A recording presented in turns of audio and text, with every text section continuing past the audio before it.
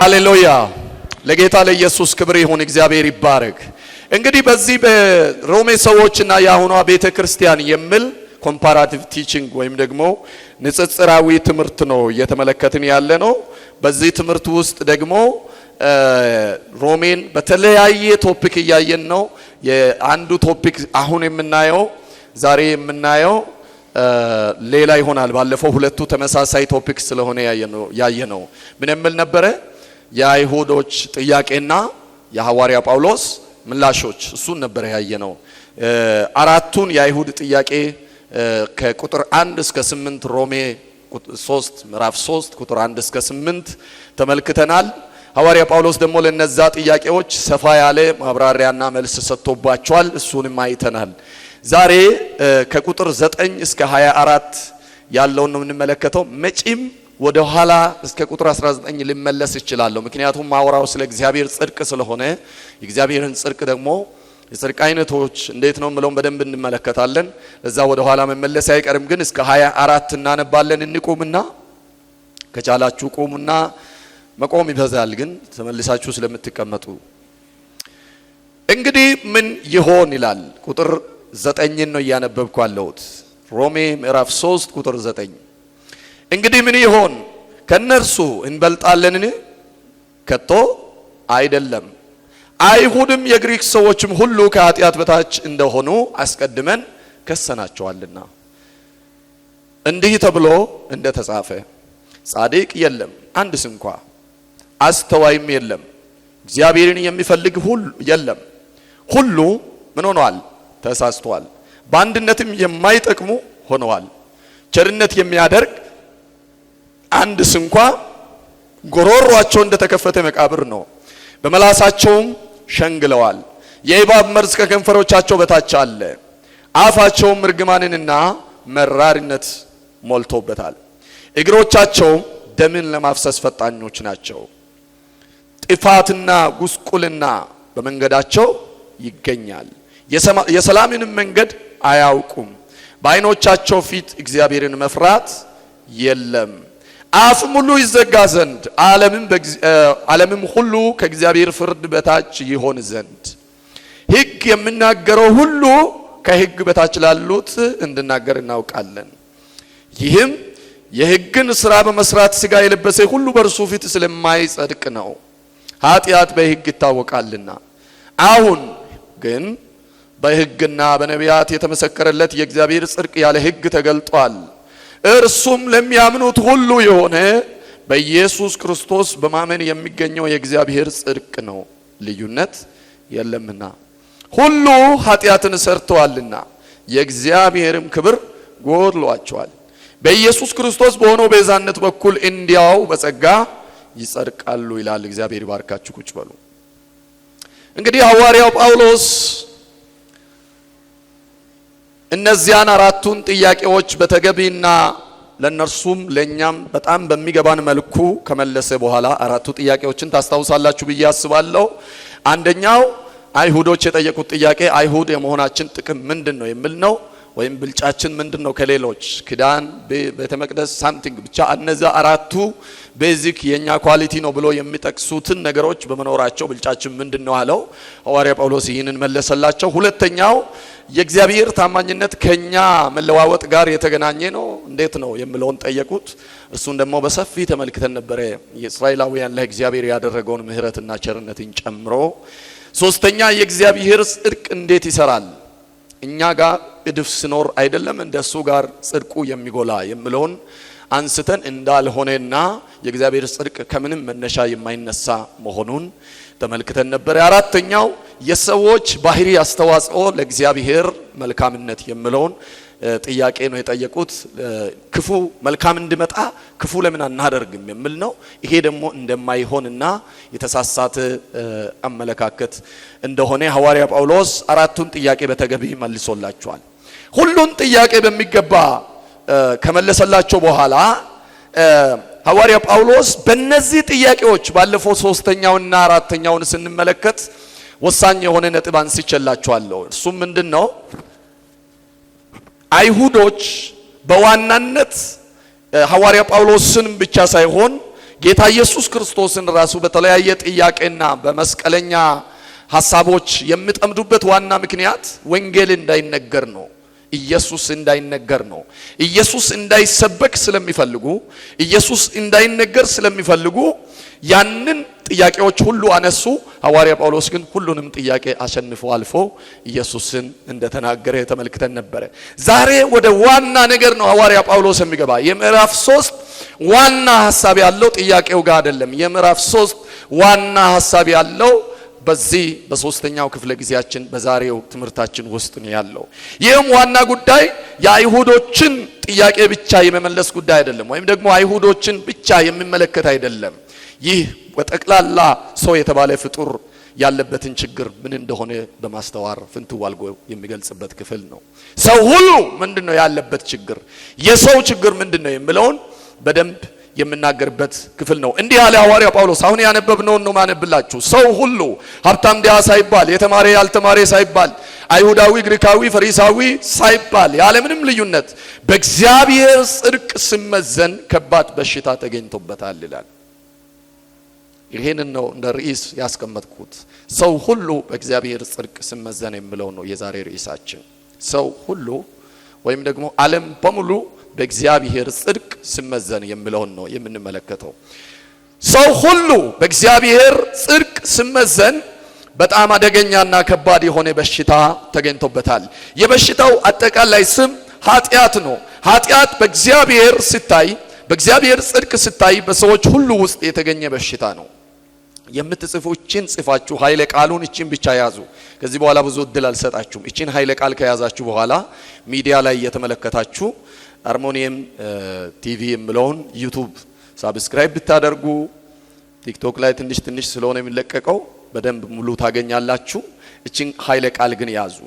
ኃጢአት ማለት በሉ እስኪ ጻፉ። በእግዚአብሔር ጽድቅ ሲታይ በሰዎች ሁሉ ውስጥ የተገኘ አደገኛ በሽታ ነው። ልክ በማይክሮስኮፕ ወይም ደግሞ በአንዳች ኬሚስትሪ ማሽን በሽታን ሐኪሞች አይቶ ላቦራቶሪ ቴክኒሻን አይቶ እንደሚለይ በሰው ውስጥ በእግዚአብሔር ማይክሮስኮፕ ጽድቅ በተሰኘ በእግዚአብሔር ማሽን ሲታይ የተገኘ በሽታ ነው ኃጢአት። ኃጢአት በሽታ ነው በሉ። አጠገብ ያለውን ሰው ንገሩት። ድንገት አንዳንድ ሰው እንዴት ነው ኃጢአት በሽታ ነው ይላል እንደ ሊለኝ ስለሚችል ተግባብተን ብንሄድ ይሻላል። ኃጢአት በሽታ ነው በለው። ሰምተዋል?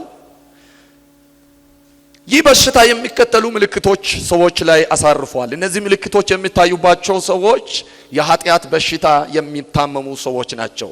አንደኛ የጽድቅ እጦት፣ የማያስተውሉ፣ እግዚአብሔርን ያለመፈለግ፣ የተሳሳቱ፣ የማይጠቅሙ፣ ጨካኞች፣ አጸያፊ አፍጠረን ማለት እንችላለን። የተከፈተ መቃብር ይላል ወገኖቼ።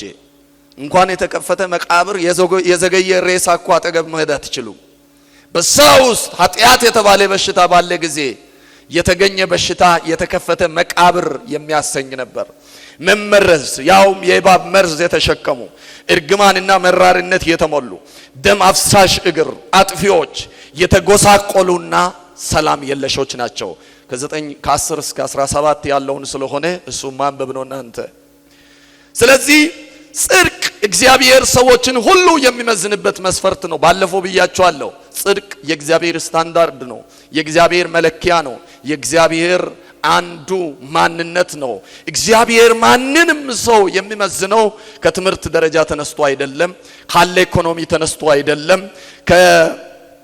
ከመጣበት የጎሳ ሐረግ ተነስቶ አይደለም፣ አይሁድ ነው ግሪክ ነው ብሎ አይደለም፣ ትልቅ ነው ትንሽ ነው ብሎ አይደለም፣ ብዙ ዕውቀት አለ የለም በሚል አይደለም። እግዚአብሔር ሰዎችን የሚመዝንበት መመዘኛ ጽድቅ ይባላል። ጽድቅ እግዚአብሔር ሰዎችን እስካን የሚያደርግበት፣ የሚያይበት፣ የሚግባባበት ቋንቋ ነው። ጽድቅ የመለኮታዊ ትራንዛክሽን ቋንቋ ነው። ጽድቅ የመለኮታዊ መገበያያ ቋንቋ ነው ብላችሁ ጻፉ የምትጽፉ።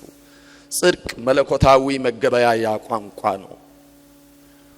ልክ አንድን ዕቃ ይዛችሁ በገበያ ይዛችሁ ስትሄዱ በዚህ ምድር ባለ ካረንሲ ወይም ገንዘብ በብር በዶላር በዩሮ የዛን ዕቃ ተመን ለምሳሌ ይህንን ሶፍት 100 ብር ከሆነ 100 ብር ሰጣችሁ የ100 ብር ኢኩቫለንት ዋጋ ያለው ይሄ ሶፍት መሆኑን አምናችሁ ወደ ቤት ይዛችሁ እንደምትመለሱ እግዚአብሔር ከሰዎች ጋር ትራንዛክት የሚያደርግበት ቋንቋ ጽድቅ ይባላል። ያለ ጽድቅ እግዚአብሔር በሌላ መስፈርት በሌላ ቋንቋ ከኛ ጋር መነጋገር አይችልም። መጽሐፍ ቅዱስ ዘፍጥረት 16 ላይ ሲናገር አብርሃም በእግዚአብሔር አመነ ጽድቅ ሆኖ ተቆጠረለት ይላል። ጽድቅ ሆኖ ተቆጠረለት ምን ስላደረገ? በእግዚአብሔር ስላመነ ጽድቅ ሆኖ ተቆጠረለት ይላል።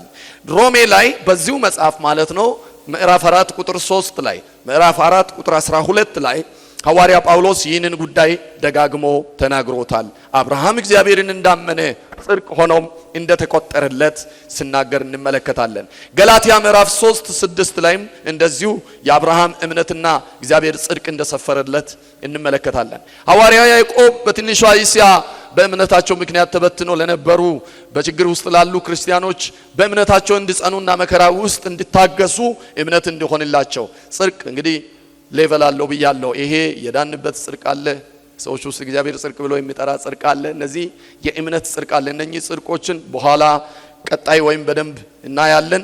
ነገር ግን ያዕቆብ የተናገረው ጽድቅና ይሄ አንድ አይደለም። ኦፍ ኮርስ ምን ብሎ ይናገራል? አብርሃም እግዚአብሔርን አምኖ ጽድቅ ሆኖ ተቆጥሮለታል ብሎ ሲናገር እንመለከታለን። ምንም ያክል ሰዎች ዲሲፕሊንድ ቢሆኑ ምንም ያክል ሰዎች ሕግና ነቢያትን ቢጠብቁ በጣም ስርዓት ያለ አካሄድ ቢሄድ ያለዚህ ጽድቅ እግዚአብሔርን ማየት አይቻልም። ያለዚህ ጽድቅ እግዚአብሔርን ማየት ከእግዚአብሔር ጋር ትራንዛክት ማድረግ ከእግዚአብሔር ጋር መነጋገር ከእግዚአብሔር ጋር መገበያየት አይቻልም። ክርስቲያን ከእግዚአብሔር ጋር የሚገበያይበት ቋንቋ ጽድቅ ይባላል ብላችሁ አጠገብ ላለ ሰው ተናገሩ። ሰው ሁሉ እጁን ታቅቧል። እሺ እጁ እምቢ ካለ እግሩ ያዝና ንገረው። ለማንኛውም እግሩ ይሰራል አይደል? ያዘውና ክርስቲያን ከእግዚአብሔር ጋር የሚግባባበት ቋንቋ ጽድቅ ይባላል። የምንገበያይበት ቋንቋ ነው። አንድ ቦታ ሄደ በቃ ጌታ ብሎኛል ይሄንን ልብስ ስጠኝ ብለ ልብስ ቤት ሄደ ልብስ ወስደ እንደማትመለስ ገንዘብ መዚያ አውጥተ ሰተ ያንን ይዘ እንደምትመለስ ጽድቅ ይዘህ ነው በእግዚአብሔር ፊት መቆም የሚቻለው። ስለዚህ ጽድቅ መለኮታዊ ትራንዛክሽን ቋንቋ ነው ብያቸዋለሁ። ስለዚህ ሐዋርያው ጳውሎስ የሰዎች ሁሉ ችግር ይሄ ነው ይላል።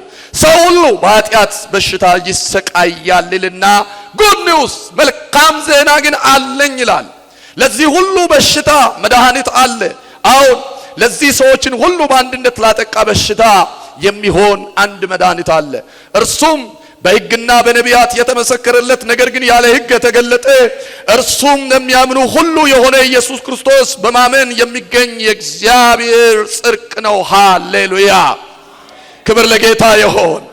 በእርሱ የሚገኝ ጽድቅ በማን? በኢየሱስ ክርስቶስ በማመን የሚገኝ ጽድቅ ነው። የዚህን ኃጢአት ኃይል የሚያደቅ የሚያጠፋ መድኃኒት ኢየሱስ ነው ብሎ ይናገራል። በዚህን ሰዓት ትምህርቱን በጥሞና ሲሰሙ የነበሩ ምክንያቱም ኢየሱስ እንዳይነገር የፈለጉ ሰዎች አሉ ብያለሁ። ስለዚህ ርዕስ እንዳይሰበክ ሲፈልጉ የነበሩ እንዲህ አሉ፣ በቃ መፍትሄ ይሄ ነው አሉ። ይሄን ሁሉ ኃጢአት ከተናገርክ በኋላ ይሄን ሁሉ ችግር ካወራህ በኋላ አፋቸው የተከፈተ መቃብር ነው ካልክ በኋላ እግሮቻቸው ደም አፍሳሽ ነው ካልክ በኋላ የተሳሳቱ ናቸው ካልክ በኋላ ጽድቅ ጎሎባቸዋል ካልክ በኋላ ሁሉን በሽታ ከዘረዘርክ በኋላ መፍትሄ ብቻ ነው አለ። አንዳንድ ጊዜ ሐኪም ቤት ሄዳችሁ እንደዚህ ብላችሁ ታውቃላችሁ? ብዙ አይነት በሽታ ወይም ደግሞ ጠንከር ያለ ነገር አሟችሁ ወይም ሰው ታሞ ይዛችሁ ሄዳችሁ ሐኪሞች እዚህ ስላሉ ዶክተር አቤኒ ሰው እንዲህ አይነት ጥያቄ ይጠይቃል ብዬ አስባለሁ። ብዙ አይነት በሽታ ማነው ብዙ አይነት ህመም ውስጥ ስቃይ ውስጥ አድራችሁ ምን ብላችሁ ሄዳችሁ ዶክተሩ መርምሮ ምን ብሎ በሽታው ትንሽ በቃ አጠር ያለ ነገር ተናግሮ አንድ ስትሪፕ መድኃኒት ትንሽ እየሰጥ ዶክተር ይሄ ብቻ ይበቃል ብሎ አያውቁም ብሎ ያውቃሉ አይደል? መድኃኒቱ ትንሽ ነው። ሰውዬ የተሰቃየበትን ስቃይ ያሰበ ለምን ኩንታል ሙሉ መድኃኒት አልተጻፈልኝም ብሎ የሚያስቡ ሰዎች አሉ። አንዳንድ ጊዜ የበሽታ ስም ግዙፍ ይሆንና ብዛቱ አንዳንዴ አሁን ሰሞኑን እኛ ጋር መቸስ ኢትዮጵያ ውስጥ የተደራጁ የበሽታ ማህበራቶች አሉ አይደለ? አሉ። አንድ ሰው ታይፈስ፣ ታይፎድ፣ ወባ፣ ጮጋራና የአንጀት ቁስለትና ይላሉ እኮ አሁንም። አቤት ሐኪሞች ጌታ ይባርካችሁ። ይሄ ሁሉ ተናግራችሁን መሄዳችን በራሱ እኮ ተአምር ነው አይደለም እንዴ? በጣም እኮ ከባድ ነው። አንተ ልትመረመር ሄደ ወንድሜ ይላሉ። ምንድነው ተጎርተሃል? ለምን ቆየ ይላል። ምንድነው? ታይፎድ እኮ ይታይባል። ከዛ ታይፈስ አለበት። ከዛ ጮጋራም አለ። ከዛ ትንሽ የአንጀት ቁስለት ይታያል። ከዛ እዚህ ጎሮሮ አካባቢ ቶንስልም ተጨምሯል። ከዛ ትንሽ የኩላሊት ችግርም አያለው። በጌታ በኢየሱስ ስም በጌታ እሱ እኮ አንተ ባታኖረን ይሄ ሁሉ የመጣ መቼስ እኛን ሊሸልመን አልነበረም። ዶክተር ላንተ ይሁን ሊሸልመን አይደለም አይደል? ይሄ ሁሉ የመጣው ሊያጨበጭብልን አይደለም፣ ስናመልክ ሊያግዘን አይደለም። ነው እንደ የመጣው ይሄ ሁሉ በሽታ ከተናገሩ በኋላ ግን ደስ የሚለው ነገር መድኃኒት አለ ይላሉ። አሁን መድኃኒት ጽፍልሃለሁ ይላሉ። ደስ ይላል። በቃ እሱ ጋር ነው አሁን ኮንፊደንስ ይሰማ። መድኃኒት ጽፍልሃለሁ በተከታታይ ቀን ጧት ማታ ትወስዳለህ። እዛ ሳምንቱን ወይም 5ቱን ቀን አታቋርጥም፣ ይሻልሃል ይላሉ። ያ ሁሉ በሽታ መናገራቸው ቢያስደነግጠንም መጨረሻ ላይ ግን መድኃኒት አለ ብሎ የተናገሩበት ቋንቋ ያጽናናናል። ሐዋርያ ጳውሎስ በሰው ውስጥ ሁሉም የተከማቹ ደም የሚያፈስ እግር ነው፣ ጎሮሯቸው የተከፈተ መቃብር ነው፣ እጆቻቸው የተጨማለቀ ነው፣ አንደበታቸው ሽንገላ አለበት፣ በሽታ አለበት። ኦፍ ሰውነታቸው በሙሉ ጤነኛ የሆነ አካል የለም። እጅ እግር ደም ያፈሳል። እጅ ተንኮል ይሰራል። አእምሮ የተሳሳተ ነው። ውስጣቸው የተከፈተ መቃብር ነው። አንድም ቦታ ጤነኛ የለም። የተበላሸ ሙሉ ማንነት አለ። መልካም ዜና ግን አለኝ፣ መድኃኒት አለ አለ። ይህን ሁሉ በሽታ የሚደመስስ ኢየሱስ የተባለ ያለ ሕግ የተገለጠ አንድ መድኃኒት አለ። ለዚህ መድኃኒት ክብር ይሆንለት። ሃሌሉያ! ድነናል በዚህ መድኃኒት። መድኃኒት አለ ስል ልክ ቅድም እናንተ ወይም እኛ እንደምንመልሰው አይነት ምላሽ ነው። ሐዋርያ ጳውሎስ ይህን ሁሉ ተናገርከን፣ ይህ ሁሉ በሽታ አለባችሁ አልከን፣ መድኃኒቱ ይሄ ብቻ ነው? አዎ መድኃኒቱ ኢየሱስ ብቻ ነው። አጠገብ ያለውን ሰው ያዝና በቃ ይሄ ብቻ ነው። እየጠበክ ከሆነ ወደ ቤት ሂድ። እየጠበክ ከሆነ ወደ ቤት ሂድ። አትጠብቅ፣ ኢየሱስ ብቻ ነው። አንድ በጣም ጌታ ይባርኮ፣ እግዚአብሔር ያክብራቸው፣ እግዚአብሔር ይባርካቸው፣ እግዚአብሔር እድሜያቸውን ይጨምር። በጣም ነው ደስ ያለኝ። ልባችንን ሁሉ የነካ አንድ አባ ነበሩና አደንግጡ፣ ኢየሱስ ቤዛ ነው አለ። ሌላ የለም። አደንግጡ እናንተም፣ ኢየሱስ ቤዛ ነው። አሜን አሜን። አጠገብ ያለውን ሰው ነካ አድርግና ሌላ መድኃኒትም አትጠብቅ፣ ደግሞም አትደንግጥ፣ ኢየሱስ ቤዛ ነው በለው። አትደንግጡ። ሁሉም መፍትሄ ሲጠፋ ለሁሉም በሽታ ጠቅልሎ መልስ የሰጠውን ኢየሱስን እጅ ሰጣችሁ የመጣችሁ ለጌታ ለኢየሱስ ክርስቶስ ክብር እንሰጣለን። ሁሉ በሽታ በአንድ መድኃኒት እንድናል። አዎ በቃ መድኃኒቱ ኢየሱስ ቤታ ነው ብቻ ነው አሉ። እነሱ ወረቀቶች አሉ፣ እሱም ብትሰጡ ደስ ይለኛል፣ እሱም ብቻ ስጠኝና አረፍ በል። አሁን እንደዚህ አሉ እነሱ። ለምሳሌ ነው የምነግራችሁ። ቴንኪው ቁጭ በሉ። እነሱ ደግሞ እንዲህ አሉ፣ ኢየሱስ ብቻ ነው የምትለን? አዎ እሺ፣ የኛ ወረቀት ይሳሉ። ሕግ ጠብቀናል፣ ቀን ቆጥረን ጠብቀን ጾመናል አላችሁ። ቀን ቆጥረን ጠብቀን ጾመናል፣ አርገናል፣ አብርተናል፣ ተገርዘናል። ይሄ ሁሉ ወረቀትስ አሉ። ሕግ ይዞ መጥቶ አይ እርሱ አይሰራም አለ ጳውሎስ። ጳውሎስ እኮ በታላቅ ትሕትና ነው የመለሰላቸው። ጌታ ይባርከው። በታላቅ ትሕትና እሱ አይሰራም በለው አጠገብ ያለውን ሰው። ተሽሯል ነው የምትለን? አዎ ተሽሯል። እናስ በቃ ከአብ ዘንድ አለቃ ለውጥ ተደርጎልናል አለ። ምን ማለት ነው? በቃ የአለቃ ለውጥ ተደረገ። ምንድነው? የድሮ አለቃችሁ ሕግ ነበረ። ከዛስ አዲሱ አለቃ ኢየሱስ የሚባል ተሹሟል።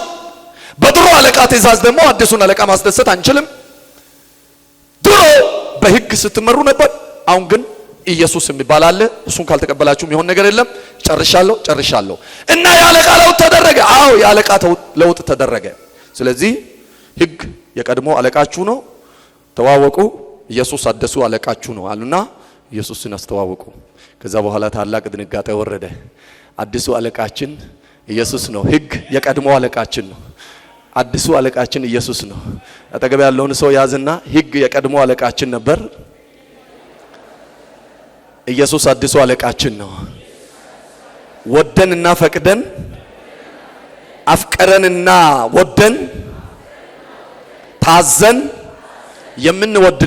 የምናገለግልለት፣ የምናሸበሽብለት፣ የምንዘምርለት፣ የምንሰማው አዲሱ አለቃችን ነው። የድሮ አለቃ ከድሮ አሰራር ጋር አብሮ ተሸኝቷል። በእኛ ሕይወት ላይ አዲሱ አለቃ ኢየሱስ ተሾሟል። ኮንግራቹሌሽን! ኢየሱስ አዲሱ አለቃችን ነው። ኢየሱስ የሕይወታችን አለቃ ነው። ኢየሱስ የአገልግሎታችን አለቃ ነው። ኢየሱስ የስብከቴ አለቃ ነው። ኢየሱስ አዲሱ አለቃችን ነው። ወይኔ አዝናለሁ አለ እና የነገሩ ድምዳሜ ይሄ ነው አለ። ሕግ የተባለው የቀድሞ አለቃ እስኪ ዞላ አንድ ጊዜና አቤት አሁን እንዴት እንደሚሰራ ላሳያችሁ ነው። ሕግ የተባለ የድሮ አለቃ ከእግዚአብሔር አብ ጋር ለምሳሌ እስኪ መንገችን አምጣና እዚህ ጋር ቁጭ አድርግልኝ። ይሄ ወንበር ይታያችኋል አይደለም? አሁን እዚህ ጋር እግዚአብሔር አብ አለ። አሁን ሕግ የተባለ የቀድሞ አለቃ ከእግዚአብሔር አብ ጋር ስለማያገናኝ አሁን ይኸው ሕግ ይሄ የቀድሞ አለቃ ነው። አሁን ይኸውላችሁ ይሄ ሕግ የተባለ የቀድሞ አለቃ ነው። በተጠንቀቅ ነው ሆነ። እዚች ጋር አንድ 4 ሰው ነውልኝ። ሴት ወንድ ሆናችሁ ነው 4 ሰው ፍጠኑ። 4 ሰው በቃ ጌታ ይባረክ። አሁን ይሄ ሕግ የተባለው የድሮ አለቃ ወደ እግዚአብሔር አብ ስለማያሳልፈን እግዚአብሔር አዲሱን አለቃ ኢየሱስን ሾመው። ይኸውላችሁ ይሄ ሕግ የተባለው አለቃ የሚያደርገውን ተመልከቱ። እርሱ ወደ አብ እንዲገባ እግዚአብሔር አብን እንድለምን ወይ እግዚአብሔር አብን እንዲያይ ፍቀድልኝ እያለ ሲመጣ እንዴት እንደሚመልስ ተመልከቱ። መጣ። አሁን እሱ ሲመጣ ምን እንደሚያደርገው ሕግ እንዴት ያሳልፋል አሳየው። ለምን እንደተከለከለ ያሳየው። ምን ብሎ ከለከለ? ነፍሰ ገዳይ። አሁን እሱ እያዘነ ሄዶ ተመለሰ። እንዳንተ ዘና ብሎ አይደለም የሚመለሱት፣ እያዘኑ ነው የሚመለሱት። ምክንያቱም ሕግ አላሳልፍም ያለ ሰው የእግዚአብሔር አብን ማየት ፈልጎ ማየት ያልቻሉ ሰዎች እንደዚህ ነው። ሁለተኛ ደግሞ መጣ ወደ አብ ገባለሁ እባክህ ፈቀድልኝ እያለ ሲመጣ ምን አደረገ ማለት ነው? ምን አለ? ምን ብሎ መዘዘ? አመንዝራል ብሎ መለሰ። እሱ አላመነዘረም። እናንተ በቃ ሄዶ እያዘነ ቁጭ አለ። ሶስተኛም መጣ። ሲመጣ ምን አደረገ? ልክ ሊያልፍ ስል ተከለከለ። ከዛስ ሰርቃል አለና መለሰው። በቃ ማለፍ ይቻላል። አሁን አራተኛው መጣ ሊያልፍ ስል ኖ አይቻልም። ለምን? ዋሽታል። ሁሉም ሰው ምን አደረገ ማለት ነው? አብ እዚህ ጋር ፊቱ እስካሁን አልተፈታም፣ ጸጥ ብሎ ነው ያለው። ነገር ግን አዲሱ አለቃ የተባለው የናዝሬቱ ኢየሱስ ምን እንዳደረገ እንድትመለከቱ ፈልጌ ነው። ይኸውላችሁ ኢየሱስ ደግሞ መጣና ሕግ የተባለውን አነሳ፣ ወደዛ አነሳና እንዲህ አለ። ስሙኝ ቆዩ። ምን ይላል? ጮክ ብሎ አንድ ሰው ይናገር። ሰርቀዋል፣ አመንዝረዋል፣ ዋሽተዋል፣ ነፍሰ ገዳይ ናቸው። ግን እባክህ ይቅር በላቸው አለና ዝም ብሎ አይደለም፣ ደሙን ይዞ ወደ አብ እሱ ሲገባ እኔም ተከትዬ ገባሁ። አብ በፈገግታ ተቀበለን። በእርሱ ፊት ተቀባይነት ያገኘንበት የኢየሱስ ደም ነው። ሃሌሉያ ሃሌሉያ ሃሌሉያ። I am accepted, I am redeemed. ሃሌሉያ። ማይክ ስጡልኝ ለዮኒ አንድ መዝሙር እንዘምራለን መሐላ ደም ይዞ የኔ ተንከራታች የኔ የዋህ የኔ ቡቡ የኔ የዋህ የኔ አንጀተ ስብስብ ይዞ እባክህ ይቅር በላቸው እያለ ገባ። አብ ምሕረት ሰጠን። ደም እያየ ደም አይቶ አልቻለም። ፈገግ አለ፣ እጁን ዘረጋ። ይቅር ተብላችኋል አለ። ደሙ ማስተሰረያችን፣ ደሙ ማስተሰረያችን፣ ደሙ የሕይወታችን ዋና፣ ደሙ ውበታችን፣ ደሙ የይቅርታ መነሻ። I'm forgiven። ይቅር ተብያለሁ፣ ተምሬያለሁ፣ ይቅር ተብያለሁ፣ ይቅር ተብሎልኛል። ከተከለከልኩበት ገብቻለሁ።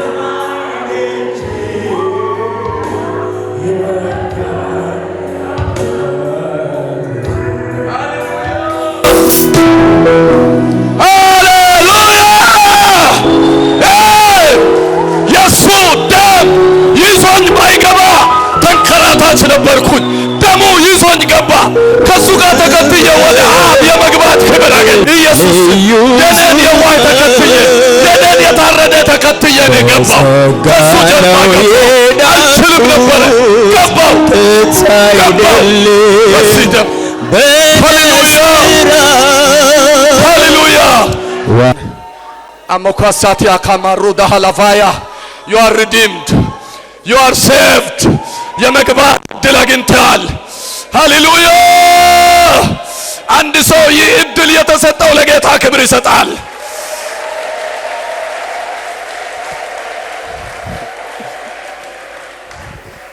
ሕግ የቀድሞ አለቃችን እሱ ወደ አብ እንዳልገባ ከለከለ። አንዳንድ ጠማማ አለቃ አለ። ስሙኝ፣ አለቆች አለቃን ይሾማሉ። በር ላይ ጽሕፈት ቤት ኃላፊ፣ አማካሪ የሚባሉ ኃላፊዎች በጣም ጠማማ ከሆነ የሚቻለውንም አይቻልም ብለው የዋና አለቃ ማንነት ያልሆነውን ማንነት ሁሉ ሰው ላይ የለጠፈ ይሸኛል። ከዚህ ተነስቶ ዋናው ጋር ያለውን ዲስቶርትድ በሆነ ኢሜጅ ያያል።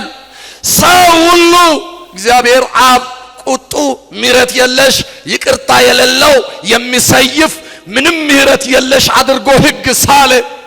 ሕግ አይሆንም የሰረቀ ወግድ፣ ያመነዘረ ወግድ፣ ምን ወግድ እያለ ሲያስቸግር፣ ነገር ግን አብ ራሱ I want to communicate with my people ሕዝቤን ማነጋገር ፈልጋለሁ፣ ሕዝቤን ማየት ፈልጋለሁ። ለዚህ ሕዝብ ነው ይህንን ሕዝብ ለራሴ ክብር ነው የሰራው። ስለዚህ ሂድ አለ። በእቅፉ ያለውን ልጅ ሂድ አለ። ምን ላድርግ አለ። በቃ ምንም ማድረግ አይቻልም። ጽድቅ ፈጽመና የእግዚአብሔር ጽድቅ የሚባለው በደም ነው የሚቻለው። ክፈልና ና አለ። ሄደና ልጁ ኢየሱስ ክርስቶስ ሞተ፣ በቀራንዮ ላይ ፈሰሰ። እግዚአብሔር አብ ፈገግ ያለው የሰዎችን ፊት አይቶ አይደለም። እግዚአብሔር አብ ፈገግ ያለው የኢየሱስን ደም አይቶ። የኢየሱስን ደም ሲያይ ውስጡ ተንሰፈሰፈ፣ አንጀቱ ተንሰፈሰፈ። this is a pure blood, this is a perfect blood, this is not AP plus something blood። ይሄ ሰማያዊ ደም ነው። ስለዚህ በዚህ ደምማ ከመጣ ይቻላል፣ ይግቡ አለ። በኢየሱስ ደም ተችሎልናል፣ በኢየሱስ ደም ተፈቅዶልናል።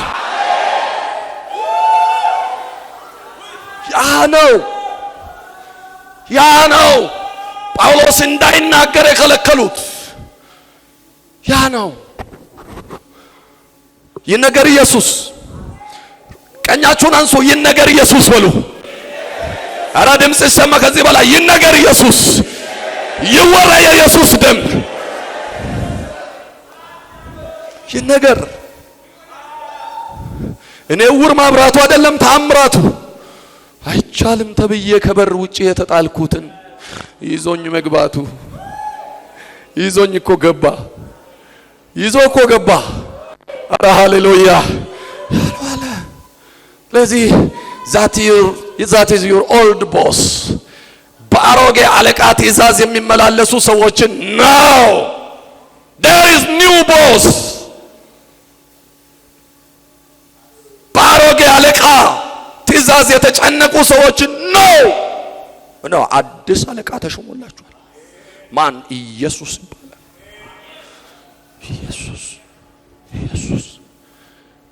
ኢየሱስ የሚባል አዲስ አለቃ ባንተ ህይወት ውስጥ ኢየሱስ አዲስ አለቃ ነው። ሕግ እንኳን ካደረግን እሱ እንደነገረን ነው የምናረገው። አይ አልገባችሁም?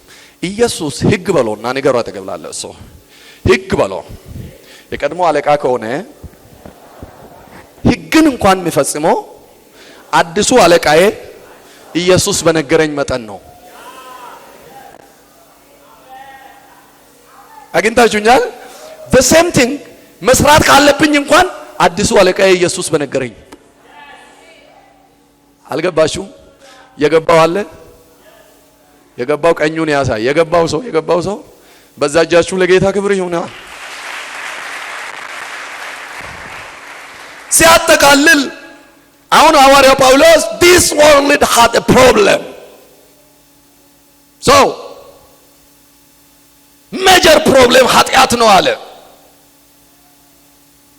ከጥንት የነበረ ችግራቸው ዛሬም የሚያሰቃያቸው ችግራቸው የገንዘብ እጦት አይደለም፣ የእውቀት ማነስ አይደለም፣ የቴክኖሎጂ እጦትም አይደለም፣ የምግብ እጦትም አይደለም። ዋናው የምድር ችግር የኢየሱስ ስጦት ነው።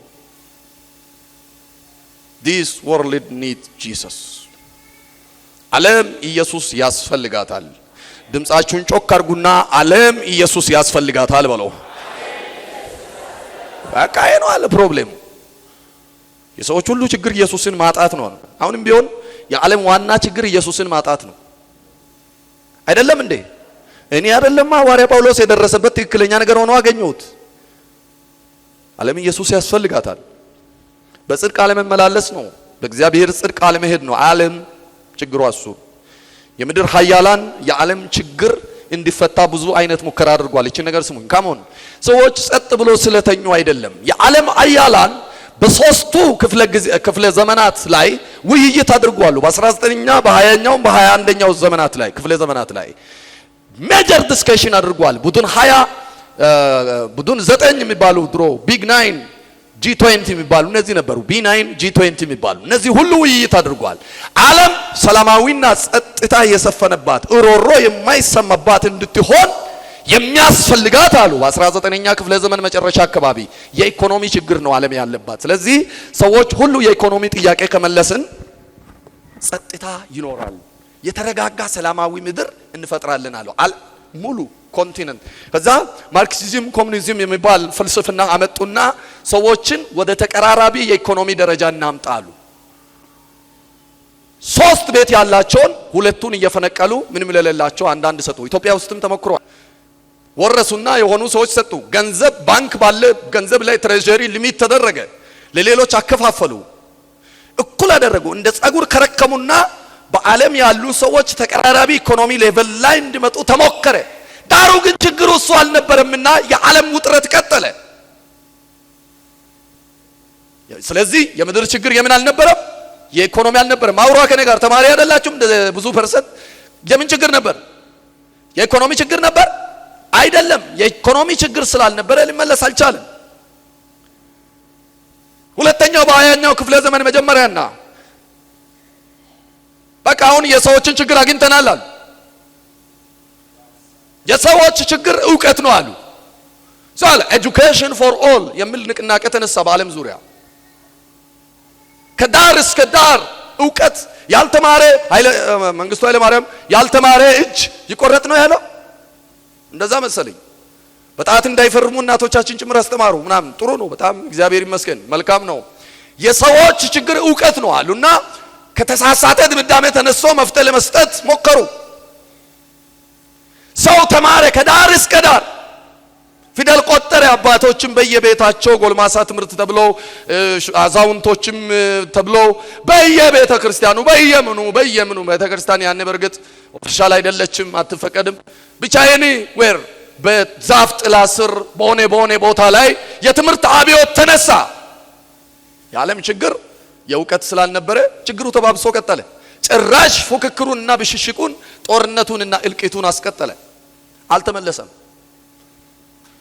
የዓለም ችግር የምን አልነበረም? የዕውቀት አልነበረም።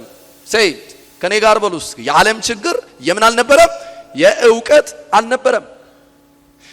እኛውን ካላገኘን ብሎ የመጨረሻ ሙከራ ደግሞ አሁን ያለንበት ነው። የዓለም ችግር አሁን አግኝተናል አሉ። በቃ የቴክኖሎጂና የኢኖቬሽን ችግር ነው አሉ። ስለዚህ ይህን ችግራቸውን ከመለስን ዓለም ጸጥታ የሰፈነባት ሰላማዊና የተረጋጋች ትሆናለች ብሎ ሞከሩ። የሚገርማችሁ ብዙ ቴክኖሎጂ ተፈበረከ። ከኮምፒውተር አንስቶ እስከ ሜጋ ቴክኖሎጂ ድረስ እስከ ሱፐርሶኒክ እስከ ሃይፐርሶኒክ ድረስ ተመረተ። እግረ መንገዳቸውን ሰው የሚያጠፋ መሳሪያዎች ሁሉ ተመረቱ። እሱ ብቻ አይደለም። ድሮ ውጊያ በጨበጣ ነው በነክላሽ ምናምን ነው። አሁን ግን እችን በመታከል ትንሽዬ መርዝ ዋንስ ተወርውራ ሙሉ ከተማ አዲስ አበባን 4 እጥፍ የሚያክል ከተማ በአንደብ የሚደመስሱ ጦሮች ተመረቱ። ጦርነቱ ባሰ። በቃ ፍጥጫው ባሰ። የዓለም ችግር የዕውቀት ወይም ደግሞ የቴክኖሎጂ ስላልነበረ ባሰ። እልቂቱ ባሰ። ጭራሽ የሚሳኤል ፉክክር ተደረገ። በሰዓት 600,000 ኪሎ ሜትር የሚወነጨፍ ስል ኖ እኔ ደግሞ 6,000 ኪሎ ሜትር ሳይሆን 10,000 20,000 ኪሎ ሜትር የሚጎነጨፍ አምርቻለሁ ብሎ ይፋ ማድረግ ጀመሩ። እነ ሳውዝ ኮሪያ፣ እነ ኖርዝ ኮሪያ፣ እነ ራሽያ። አሜሪካ ደግሞ አንደርግራውንድ ሰርጓጅ ምንድነው የሚባለው? ሰርጓጅ መርከብ ነው ምንድነው የሚባሉት? በቃ እነዚህ በምንም የማይያዙትን በምንም የማይገኙትን አመርታለሁ አለ። አይ አለችና ሩሲያ ደግሞ ወንድናትና አንድ ነገር ታድርግ፣ ከምድር በታች የሚሄደው ትልቁን የኔትወርክ መስመር እንደ ጎሮሮ ስር በጥስላታለሁ። አሜሪካ ያበቃላታል። ፈርቶ ቆም። እርስ በርስ ጦርነቱ ባሰ። የዓለም ችግር የቴክኖሎጂ አልነበረም። የዓለም ችግር የኢየሱስ ችግር ነው። ኢየሱስ ያስፈልጋታል። አሜን ነው ወይ ተማሪዎች? ኢየሱስ ያስፈልገናል። አዎ ምርምር ውስጥም ከገባችሁ this world needs Jesus። ይቺ ዓለም ኢየሱስ ያስፈልጋታል። አጨብጭቡና ተቀበሉ። የዓለም ብጥብጥ ችግር የእውቀት ችግር አይደለም። ሁላችንም ቢሊዮን ቢከፋፈለን ያንዳንዱ ሰው ቢሊዮን ዶላር ቢደርሰው ጦርነቱ ይቀጥላል፣ ፍጥጫው ይቀጥላል። የዓለም ችግር የነዚህ ነገሮች አይደለም። ጦርነቱ ባሰ። የሚገርማችሁ ቴክኖሎጂና ኢኖቬሽን ከጀመረ ወዲህ በዓለም የሚሞቱ ሰዎች ቁጥር የአእምሮ ህመም መንስኤ የሚያደርገው የቴክኖሎጂ መነሻ አድርጎ ነው። ለቴክኖሎጂ ተብሎ የሚመረቱ መርዞችን ምኖችን መነሻ አድርጎ ነው። ሜንታል ኢልነስ ወደ 797 ሚሊዮን አካባቢ ሰዎች ወይም 14% ሰዎች የሚሞቱት በአእምሮ በሽታ ነው። ይሄ ከቴክኖሎጂ ጋር አታችድ ነው። እልቂቱ ከወትሮ በብዙ ፐርሰንት ከፍ ብሏል። ድሮ 3 ሰው ሲሞት 10 ሰው ሲሞት ኢትዮጵያ ውስጥ እንኳን ሰንደቅ ዓላማ ዝቅ ይበል ሀዘን እናውጅ ይባላል። አሁን 1000 ሰው ቢሞት ይሞት ይባላል። ምንድነው ያልኳችሁ? እንደዚህ አይል ሰው ሞተ ይባላል ተብሎ ነው የሚታለፈው። የዓለም ችግር የእግዚአብሔርን ጽድቅ ኢግኖር የማድረግ ችግር ነው። የእግዚአብሔር ጽድቅ ኢየሱስ የሰፈነባት ዓለም ያላት ዓለም የሰፈነ ሰላምና ደህንነት ይኖራታል። የእግዚአብሔር ልጅ የኢየሱስ ክርስቶስ መዘግየት ኢየሱስ በሰዎች ሁሉ እስኪነገር ነው። አንድ ነገር ስሙኝ። ሰው የዓለም ችግር ማን ነው ብያለሁ? እውቀት ነው። ምንድነው አልኳችሁ? እውቀት ነው ወይ? ኢኮኖሚ ነው ወይ? ቴክኖሎጂ ነው ወይ? የዓለም ችግር ምንድነው? ኢየሱስን ማጣት ነው። ሰዎች ኢየሱስ የምንለው ላይ ላለ ጉዳይ ብቻ አይደለም። ምድር ሰላም እንድትሆን ኢየሱስ ያስፈልጋል። ኢየሱስ የገባው ሰው በበዛበት ቦታ ላይ ሌላ የሞት ዜና አይነገርም። እሺ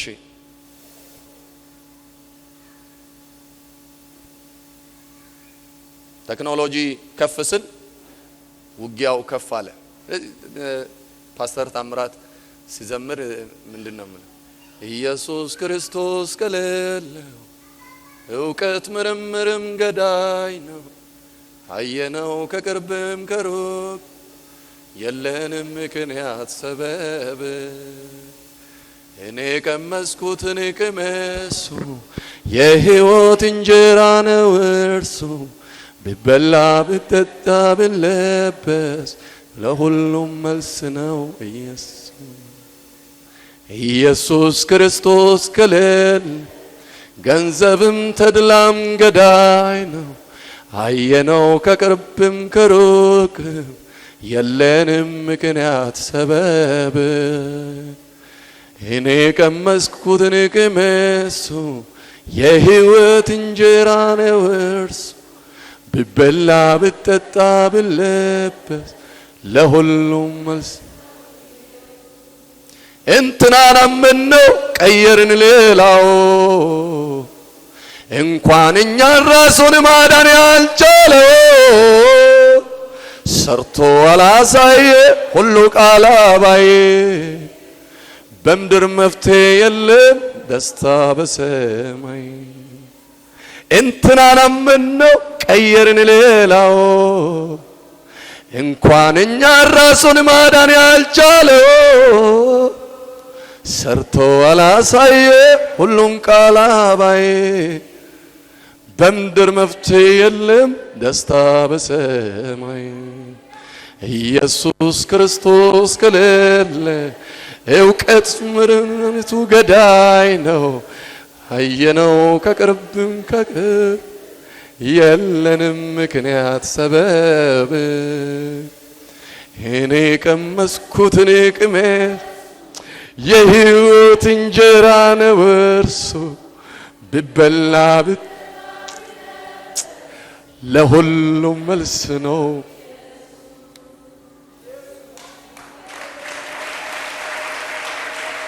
Jesus a center of our religion is a center of our preaching and our ministry ኢየሱስ የሕይወታችን ማዕከላዊ ርዕስ ነው ኢየሱስ ጉባኤም ጮሆ ወዴትም ድምፁ ይድ ኢየሱስ ብሎ ማቀለጥ ይችላል ጩና ኢየሱስ ብላችሁ ጩና አንድ ጊዜ አሰሙ ባካችሁ በዚህ ስም የማያፍር ሰው ኢየሱስ ሄይ ጥሩና ኢየሱስ ኢየሱስ ኢየሱስ ኢየሱስ አስር ጊዜ ኢየሱስ ኢየሱስ ኢየሱስ ኢየሱስ በለው ኢየሱስ ኢየሱስ ኢየሱስ ኢየሱስ ኢየሱስ ኢየሱስ ኢየሱስ ኢየሱስ የሚመረው ይመረዋል የሚደብረው ይደብረዋል የሚያንገሸግሸው ያንገሸግሸዋል የሚደፋውን ይደፋዋል ግን የኔ አምላክ መድኃኒት ነው ኢየሱስ ኢየሱስ ኢየሱስ ኢየሱስ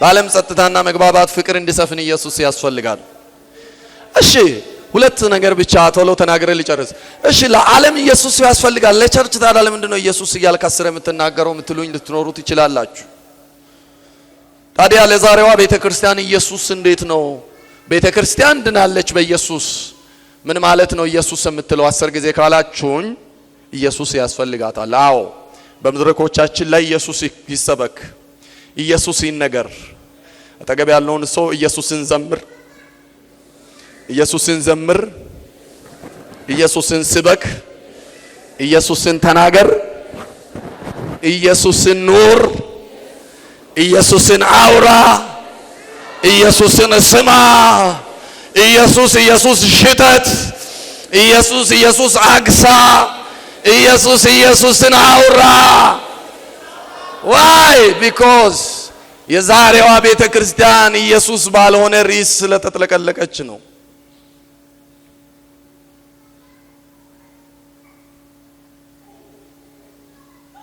ኢየሱስ ለሰበክ ይገባል ኢየሱስ ረገጥ ተደርጎ ሊነገር ይገባል ኢየሱስ ስትል የማይዘሉ ሰዎች አንተ ስም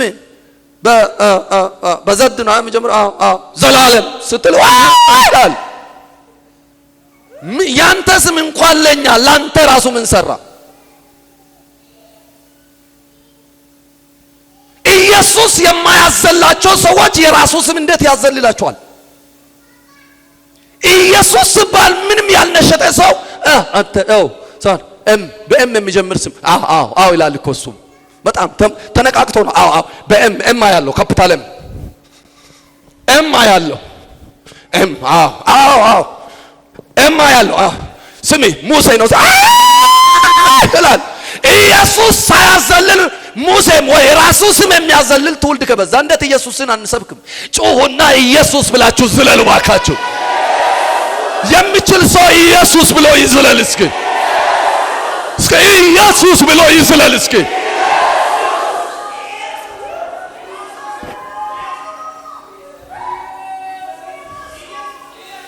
40 ደቂቃ ሙሉ ተታሎ ከጉባኤ ሰው ወደ የቤቱ ይሄደ እንዴት ነው ኢየሱስም አልናገር ያጎቱ ስም ተጠርቶ ያጎቱ ስም ለሰውየውም አልሰራም ለአጎቱም አልሰራም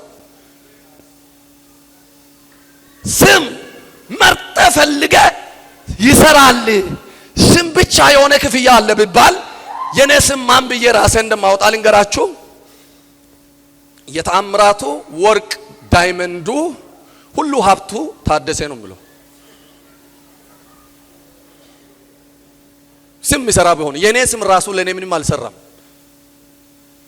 ያንተ ስም ላንተ ምንም አልሰራም በለው ንገረው። ይቅር ሊለው ይችላል። እኔ እኮ አልዋሸውም በለው እስኪ። የኔ ስም ለኔ ምንም አልሰራም። አስሬ ያነሱ ያፈርጡታል። እንዲህ ያጠፋው ታምራት ነው ይሉታል። የኔ ስም ምንም አልሰራም። የኔ ስም ራስ ምታት አያድንም። የኔ ስም አንገሸገሸኝ። አስተራበ በታምራት ስም በለውና የሆነ ነገር ይሁንል ብትል በታምራት ስም ብል ነው ብሎ ሰይ በኢየሱስ ስም ሙታን ተነስቶበታል። በኢየሱስ ስም የዘላለም የተዘጋ መጋረጃ ተከፍቶበታል። ኢየሱስን እናገረዋለሁ። ጮና ኢየሱስ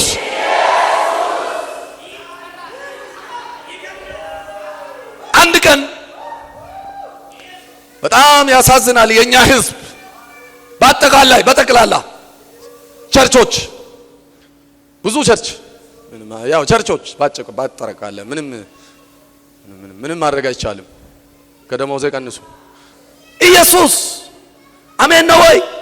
እስኪ ሁለት እጃችሁን እንዲያንሱና ኢየሱስ የኔ መድኃኒት እስኪ ባሉ ከኔ ጋር የኔ መድኃኒት፣ የኔ ዳኛ፣ የኔ ወዳጅ እጠራለሁ ስምህን ኢየሱስ።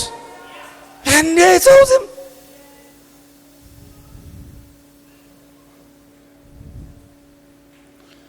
ኢየሱስ ይኸውልህ አካላቶችን እየያዝክ ኢየሱስ በለው። እጅ ላይ ኢየሱስ በለው። ደረቴ ላይ ሆዲ ላይ ኢየሱስ በለው። እግሬ ላይ ኢየሱስ በለው። ጥፍሪ ላይ ኢየሱስ በለው። ምላሴ ላይ ኢየሱስ በለው። ጭንቅላቴ ላይ ኢየሱስ በለው። በቃ ሌላ ሊሰጥሽ አልችልም በለው። እስኪ ኢየሱስን ነው የምሰጠው። እዚህ ጉባኤ ኢየሱስ ይሰበካል። ሽሮና በርበሬ ጫውና መኪና አሜሪካና ካናዳ ቪዛ ያዛችሁ አላችሁ። ፓስፖርት የፓስፖርት ቸርቾች አሉ። አዲስ አበባ የባንክ ቡክ ቸርቾች አሉ። ፐርፐዝሊ ለገንዘብ ብቻ ተብሎ የተከፈተ የገንዘብ ጥርመሳ፣ የገንዘብ ስበራ፣ የገንዘብ ሲንጠቃ ከንቱ እኔ አስራት እንዳትከለክል ብዬ ኢየሱስን አደብዝዤ አልናገርም። ስማ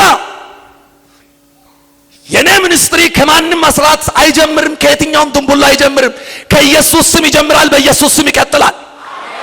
አይ ኢየሱስን ጮክ ብዬ ኢየሱስ ያ ጆሮ ላይ በጣም እስኪያም ኢየሱስ እያልኩ ነው ማወራኔ። ኢየሱስ ጮና ኢየሱስ በለው። የጽድቅ ስብከት ብዙ ቦታ አይሰበክም። አፊል ሎጎማል። ለምን እነንትና እንዳይነኩ የምነካ ካለ ይነካል። የእግዚአብሔር ጽድቅ ኢየሱስ ነው። ኢየሱስ በውስጡ ያለ የኃጢአት ፍሬ አያፈራም፣ የጽድቅ ፍሬ ያፈራል። ኢየሱስን ትናገራለህ፣ ሰዎች በኢየሱስ ይታነጻሉ። ናወጅ እንጅርታኔ ኢየሱስን ስትናገር የማይታነጹ ሰዎች እየገደልክ ነው ያለው። ጉባኤ ውስጥ ህዝቡን ቁጭ አድርጎ በብላዋ ያረደም ይሰብካል። መድረክ ላይ አንዳንድ ሰባኪ ጌታ ይርዳው። ኢየሱስን ስትናገር ነው ነገሮች ትክክል የሚመጣ መድኃኒት የሚሆነው። እየደበረም ቢሆን ኢየሱስ በለው። ኃጢአት መንገድ ላይ ላለ ሰው ኢየሱስ በለው፣ መድኃኒት ነው፣ ያወጣዋል። ድካም ላይ ያለ ሰው እሱ እንዳይነካ ብላ ነው ነክቶ የሚያወጣ ኢየሱስን ኢየሱስ በለው፣ ያወጣዋል ጎትቶ። ኢየሱስን እንናገራለን።